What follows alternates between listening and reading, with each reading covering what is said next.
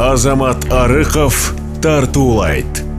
Сен биздин жумуш менен такыр тааныштыгың жок экен да.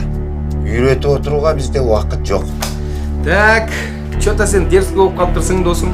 Демек менден акча сураганы келген жоксуң, Акчанын баарын табабыз, Кыргызстанга салабыз, артынан Кудай буйруса барабыз. Мен 3 ай болду келгеним, Нормально акча көрүлөт. Жага калса Кыргызстанга кете албай турам. Мен кызды билбей калдым. Кыргызчы. Кыргызчы дейм. Некен ыйык. Некениңдин баркына жет. Мына бир жашап аткан үйүбүздө банкта залогдо турат. Акча же жумуш сурап атат да. Болот дебедим мен сага. Сен ушинтип берет. Мен ушинтип бергенде сен болот деп коелу кин айтып атпайсың муну. Эгер мамлекеттик ишке катса Кыргызстанда эле жүрүп өтүлөт го кетпей. Мамлекет сага окшогон, мага окшогон элдерден турат, анан баарыбыз эле ушинте берсек Кыргызстан каяка барат. Адам өз жеринде гана бактылуу боло алат. Атам берген деди. Жок. Деме дейин десең эле аркырап беттен арасың дейин. Көрдүңбү?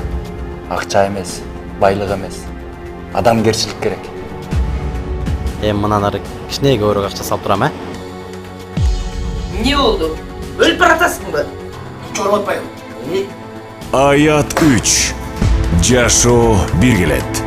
4 октябрдан баштап Кыргызстандын бардык кинотеатрларында.